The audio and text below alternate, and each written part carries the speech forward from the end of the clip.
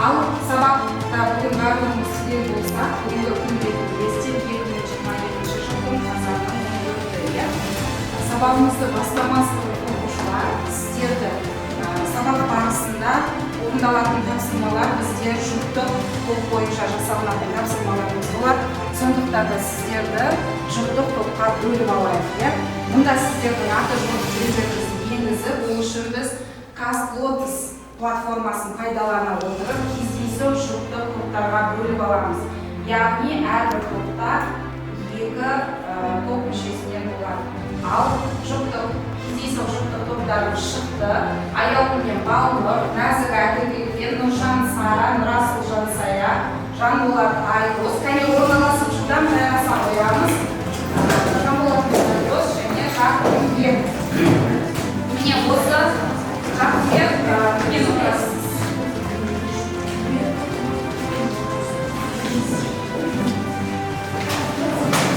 Жылдам жайғаса қояйық. Ал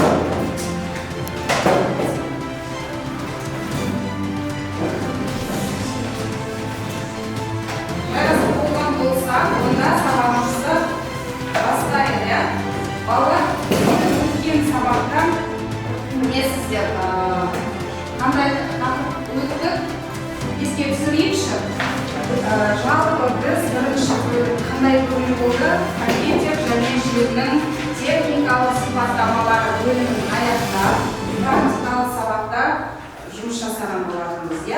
Енді сіздерге берілген тапсырма үйде бөлім бойынша өткен тақырыптарды қайталау болады.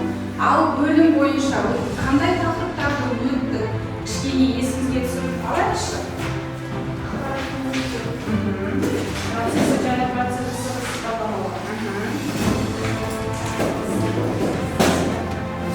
Тағы да қандай тақырыптар? Компьютерлер, желілер тақырыбы. Жақсы. Ал енді осы тақырыптар бойынша біздерде жалпы қандай тапсырмаларымыз бар екен, және осы тапсырмаларымыз бойынша жұмыстарымызды сұрақ қозғап, кішкене сынған сұрақтарымызға жауап береді теориялық бөлімдер бойынша. Ал бірінші бізде ең бірінші зымыран сұрағымыз қандай екен? Кім жауап береді? Ақпараттың өлшем бірліктері. Ал Әділбек жауап бере қойыңыз. Бірінші кішкентай бит, одан кейін байт, килобайт, гигабайт, терабайт және экабайт. Бұл ақпараттың өлшем бірліктері не үшін қажет екен? Ақпараттың көлемін өлшеу үшін қажет екен. Негізгі өлшем бірлігі сонда не болды бізде? Байт болды. Ал ең кіші өлшем бірлігі? Жақсы, жарайсыз, отыра қойыңыз. Ал біз Әділбекке бүгінгі жауабы үшін бір смайлымызды беріп қояйық. Процессор. Әділбек бізде дұрыс жауап берді. Әділбекке бір смайлымызды қойып қояды. Келесі сұрағымыз процессор қызметі. Ал Нәзік жауап бере қойыңыз. Компьютердің жүйелік блоктағы негізгі құрылғылардың бірі және де компьютердің миы деп аталады. Жақсы. Нәзікке де бағалауымызды жасаймыз. Ал келесі сұрағымыз процессордың сипаттамалары. Процессордың қандай негізгі сипаттамалары бар екен? Неше сипаттамадан тұрады екен? Ал не бұл сипаттамалар не үшін қажет екен? Қане күн тоқталып кетеді? Майрада. Балнұр айта қойыңыз. Жүйесі разрядтылығы, ядролық саны, Тағы да жүйелік шинаның. дұрыс айтасыз. Осы сипаттамалары негізгі процессордың негізгі сипаттамаларына жатады екен. Жақсы, енді жақсы жарайсыз, отыра қойыңыз. Тамаша. Компьютердің жылдам жұмыс жасау үшін қандай процессор таңдауымыз қажет екен? Қандай процессор таңдауымыз қажет екен? Жылдам жұмыс жасау үшін. Ал Жақынбек айта қойыңыз. Ядро санына, нақтылап айтайық. Ядро санына. Себебі ядро саны көп болған сайын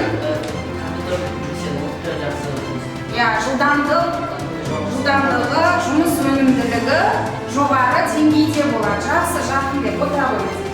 Дұрыс. Енді өткен тақырыптар бойынша біздер жалпы теориялық бөлімде қарастырып шықтық. Ал енді келесі білімімізді шыңдай отырып, білім платформаларында тапсырмаларды орындаймыз.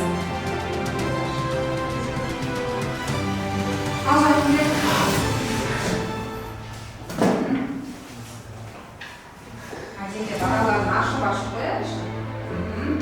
Big, byte, kilobyte, дұрыс. Арасын кішкене ашып көрсетіп. Содан кейін мегабайт, гигабайт, аттарын айтып отырмыз.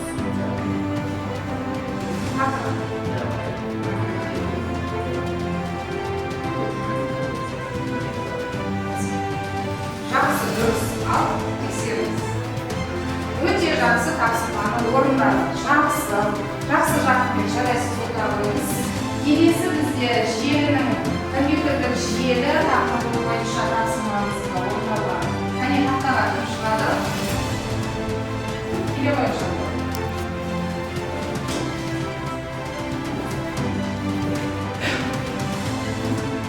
Бұл жерде компьютерлік желімен оның суреттерін байланыстыруымыз керек, яғни сәйкесін табамыз. Ал ауқымды желі, жергілікті желі, локальды желі. Қайсы суретіміз біздің ауқымды желіге жатады, қайсы локальды желі түрі, қайсы жергілікті. Ал енді тексеріңіз. Дұрыс. Барлық жауабымыз дұрыс орындалды. Жақсы жауапқа жарайсыз. Ал ендеше бүгінгі тапсырмаларымыз бойынша бағалау жұмыстарымызды жасап алайық. Бүгін бізде тапсырмалар бойынша жақсы.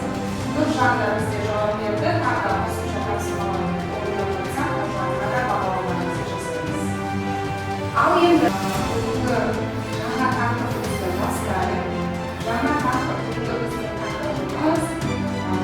яғни екінші бөлім денсаулық және қауіпсіздік бөлімінің бесінші параграф компьютерді пайдаланудың кері аспектілері тақырыбын бүгін өтеміз. Бізде жаңа бөлімнің жаңа тақырыбымен дәуір тақырыбы бастамас бұрын ең алдымен сіздерге оқу мақсатымызбен танысып өтейік. Жалпы бүгінгі оқу мақсатымыз компьютер ағзасына адамның түрлі электр құрылғыларының қандай зиянды әсерлері болады екен, соларды көптеген мысалдар келтіреміз және олардың алдын алу шараларын тиімді қолдануын қарастырамыз. Бүгінгі біздің оқу мақсатымыз. Ал жалпы бүгінгі біздің тақырыбымызға байланысты тірек сөздеріміз компьютер әсері, влияние компьютера, влияние монитора.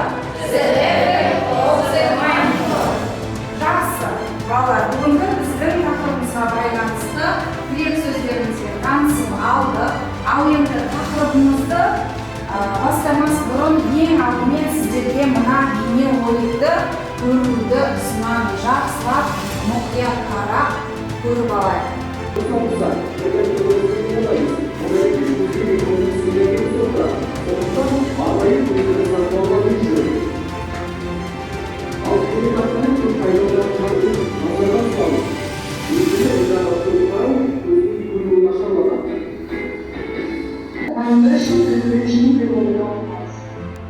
Монитордың артқы жағын электронның кісілері шығады, инициалды.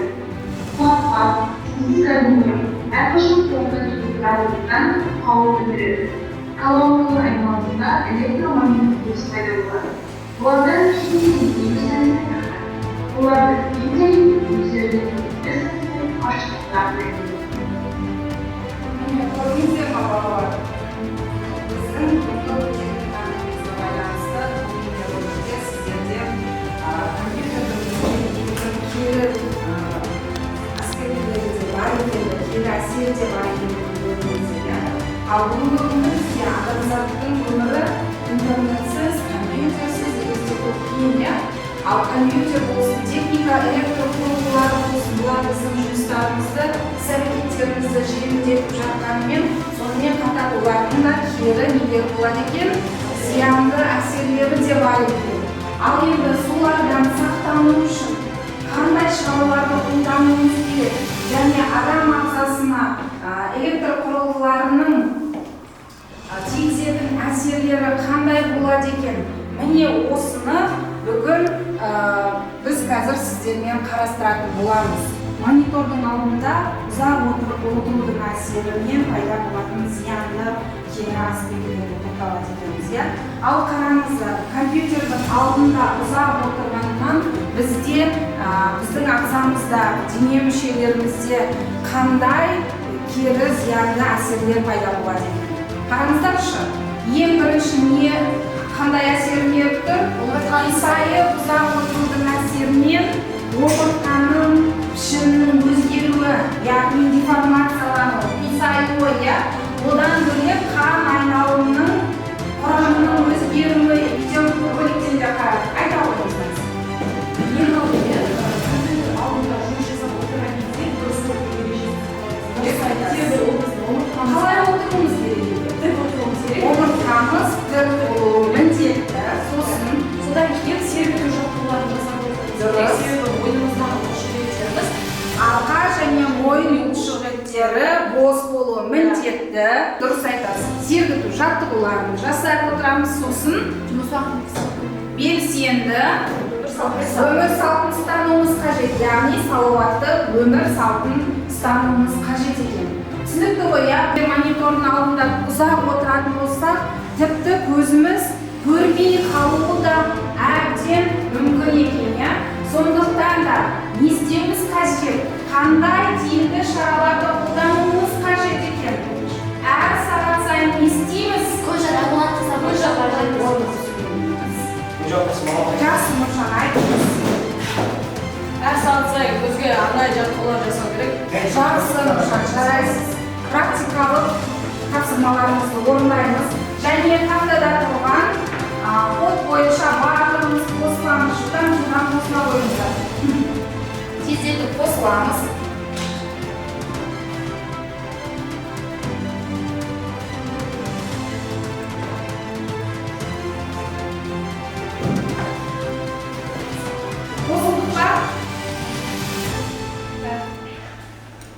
Бастаймыз ба? Ал онда қосылған болса, қане кімдер бар екен бізде? О, жақсы, бәріміз қосылып отырмыз. Ендеше ал бастаймыз. Бұл сіздерде кішкене ойын түрінде тапсырмалар беріледі. Жылдамдықты қажет етеді. Сондықтан жылдамдатып отырып орындаймыз.